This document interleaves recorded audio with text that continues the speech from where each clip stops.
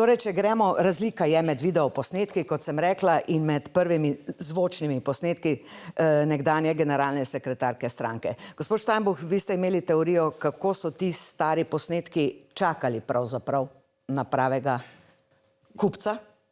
Ja, očitno so bile volitve tista zadnja priložnost, da se ta material unovči. Posnetki so stari nekaj let, to se da ugotoviti tudi glede na vsebino pogovora, glede na razmerja sil in funkcije, ki so jih te akterji takrat upravljali. In kolikor vem, so kar nekaj časa poskušali te posnetke prodati. Tisti, ki so to prodajali, so morda tudi avtorji oziroma tisti, ki so to nezakonito pridobili, morda tudi ne, tega seveda v tem trenutku ne vemo. Dejstvo pa je, da gre za ljudi, ki nimajo prav veliko insajderskih informacij o tem, kako delujejo in mediji in slovenska politika, in jaz mislim, da so nekoliko naivno mislili, da bodo za to lahko iztržili ogromne denarje, milijon ali celo več evrov, kar je poznavajoč slovensko politiko seveda nekoliko naivno pričakovanje. Gospod Biščak, gre za obsežno, pravijo strokovnjaki, najverjetneje nezakonito prisluškovanje oziroma lahko tudi sledenje, glede na to, da so posnetki iz različnih lokacij, tako poznavalci do zdaj. Ampak takih posnetkov se je že nekaj nabralo v zadnjih 30 letih, ne? Ni nekaj novega ta zadeva. Posnetki so bili, ne bi rekel, da so bili ravno taki. Zdi se mi, da je raven profesionalnosti, način zvabili v London na kosila, na kateri je bilo to narejeno. Ampak zdaj smo še pri teh posnetkih generalne sekretarke. Ja, okej. Pri teh pa težko komentirati kaj več od tega, kar je povedal kolega Steinbuch. Mislim, to, kar je bilo akterka, gospa Vuković trdi, da so sicer prirejeni, ne glede na to, ali je to res ali ne. To, kar je povedala, je glede na izjavo Alenke Bratušek izjemno nenavadno v poslu, ker je neko podjetje pri drugem tiru zaslužilo 1,5 milijona, naj bi ona ukradla 2,5 milijona. In tudi pri Urški Klakočar Zupančič, da je dobila nekaj kot SP, nikoli ni imela SP-ja, tako da nekaj je takih stvari. Teh pogodb niti ni podpisala ona, ampak so bile podpisane v prejšnjem mandatu vlade Janeza Janše, tako da če je to govorila res, je govorila nekaj zelo na pamet in nesmiselno. Ste želeli tukaj? Ne, nisem hodil nič takega dodati, hvala. Potem smo pri teh videoposnetkih, no tukaj pa smo videli v primeru Zoran Thaler, nekdanji evropski poslanec, zelo podobno posnet, poslovno kosilo, prodajanje vpliva, češ naredil bom to in je potem seveda tisti amandma vložil v Evropskem parlamentu in bil tudi obsojen za to. Kako vidite pa te videoposnetke? To je pa širša zgodba, zelo dobro organizirana. No, bistveno se razlikuje od tega Zoran Thaler in tem, da so to delali novinarji, ki jih je zanimalo, kakšna bo njegova reakcija, medtem ko tukaj to delajo profesionalci z očitnim namenom, da se to uporabi v predvolilni tekmi v Sloveniji. In ključno vprašanje seveda je, kdo so ti profesionalci, kdo jim je to naročil. Porabili so veliko časa, veliko denarja, zato da so do teh posnetkov prišli. In kot so me naučili na fakulteti pri kriminalistiki, ključno vprašanje je motiv. Kdo ima motiv? To je moje vprašanje. Kdo ima motiv, da kaj takega naredi? In namen teh posnetkov, gospod Steinbuch? Morda gre tudi za neko naključje, da sta se, torej ne naključje v smislu motiva, ampak da sta se obe seriji posnetkov pojavlja ravno sedaj. Pri tem drugem, ko gre za videoposnetke, kjer nastopa tudi bivša ministrica za pravosodje, gre po mojem za delovanje tuje države, tuje službe in mislim, da tarča ni bila ne ona, ne Zoran Janković, ki se je pojavila, ampak premier Robert Golob. In tukaj v ozadju bi lahko šlo tudi za pritisk na vlado, ko je recimo šlo za odločanje o pridružitvi Slovenije k tožbi Južne Afrike proti Izraelu in v tem primeru je pač dokaj jasno, katera država je sposobna tako sofisticirane operacije in v tem smislu, če ta teza drži, potem mislim, da nekih novih posnetkov ne bi smeli biti, ker je bil cilj dosežen. Se pa napovedujejo, ne? Pravzaprav so bila vprašanja teh, ki so pod krinko snemali bivšo ministrico, odvetnico in tako naprej, zelo targetirana. Več kot očitno jih je zanimal predsednik vlade, kako priti do njega, morda še v manjši meri ljubljanski župan oziroma prvi predsednik se je tako v kontekstu znašel. Se strinjate, da je bil tarča? Popolnoma se s tem strinjam. Bilo je zdaj kar nekaj čisto teoretskih ugibanj, kdo bi lahko bil zadaj. med njim so bili tudi poslovni krogi iz Slovenije. Če bi bili ti zmotivirani to naredijo, bi napadli Levico in ne Roberta Goloba, ne? Ker je to njihova glavna tarča in nasprotnik. Sicer pa jaz mislim, da je Janez Janša, ki je v tem času iz svojega interesa govoril preveč, ne, dvakrat povedal, kdo stoji za temi posnetki.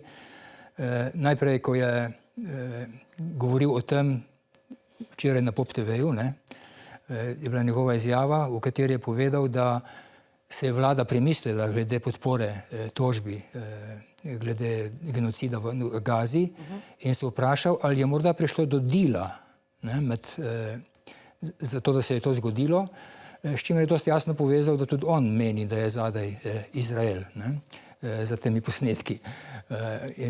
In na drugi strani je pogovoril tudi o tem, da se bodo v podcastu pri Klemnu Selakoviču je govoril o tem, da če bodo objavili ta podcast šele po 14 dneh, ne, bo morda že nekoliko out of date, zaradi tega, ker bo v naslednjih 14 dneh se pojavila nova dejstva, ki bodo vse skupaj pokazala v drugačni luči. Torej tudi vi razumete, tako kot Alenka Bratušek, da je vedel vnaprej, da se bo to zgodilo. Se da to drugače razumeti. Da. Gospod Steinbuch, na eni strani desni pol pravi, SDS in Logar, včeraj tudi malo krajša izjava NSI-ja, da pač posnetki kažejo, da gre za skorumpirano, ugrabljeno državo. Druga stran pa pravi, da je to bilo napihovanje teh akterjev na teh poslovnih sestankih, češ tako se pač to dela, tam se napihuješ, koga vse poznaš in da v bistvu ne inkriminira predsednika vlade, ker do tega vplivanja ni prišlo, ne, samo govorjenje o tem. Kaj pravite? Ja, vse tukaj je nekaj logike v tem.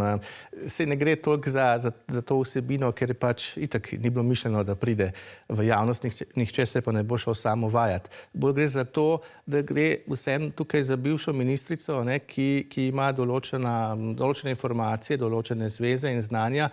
In veste, v zasebnem sektorju, tako če vi zamenjate službo, imate ponavadi v pogodbi še konkurenčno klavzulo in nekaj časa pač ne smete delati nič, kar bi pomenilo kršitev tega načela. V politiki pa pravzaprav tega ni, ne? In mi smo se zdaj prvič srečali na ta način s takim primerom.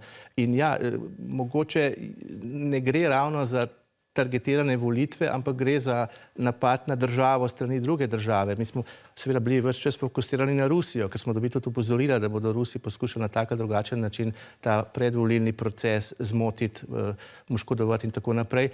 Morda imamo tukaj zdaj upravka z eno drugo državo, ampak na koncu gre vsem za nekaj, kar presega politično delitev v Sloveniji na levo in desno. Gre za napad na vlado, na odločevalce, da se jih prisili, da sprejmejo oziroma ne sprejmejo določeno odločitev. In to seveda potem zahteva neko reakcijo, ne? Gospod Biščak, pri vsebini, če ostanemo tega govora na videoposnetkih, različni akterji, različni govor, ali mislite, da bo ta vsebina pasivizirala leve volivce, da bodo rekli, ne, to je pa preveč, ali bodo rekli način, kako je to in kdaj je to bilo posneto in posredovano, ravno zato grem na volitve? No, jaz upam, da se bo zgodilo to drugo, ne.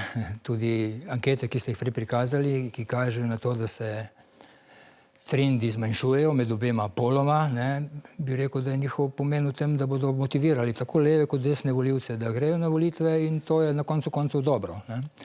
Kar se pa teh vsebin tiče, jaz mislim, da v resnici ni bilo povedano nič novega, ne.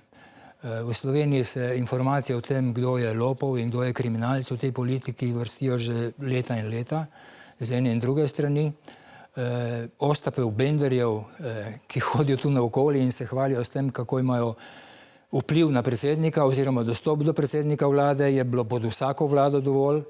Jaz se spomnim, da je v času dr. Drnovška prišlo do te znane protikorupcijske klavzule v zakonu o javnih naročilih ravno zaradi tega, ker je zvedel za take primere ljudi, ki se hvalijo, da imajo dostop do njega in mu je bilo tega dovolj, ne, in je rekel, dajmo to narediti.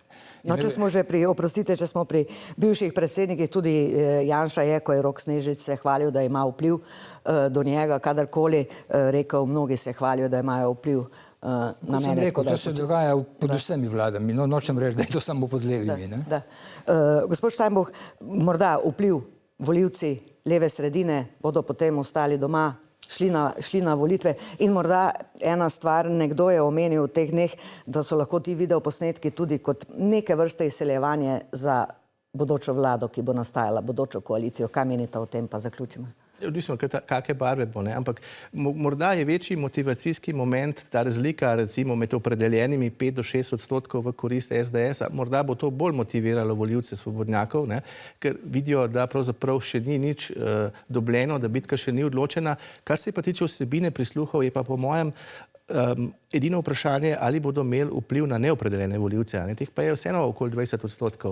Če bodo vplivali na te, pa potem seveda lahko tudi ta končni rezultat nekoliko drugačen. Vpliv na povoljivne koalicije zaradi teh posnetkov, češ tam je bilo rečeno to in to?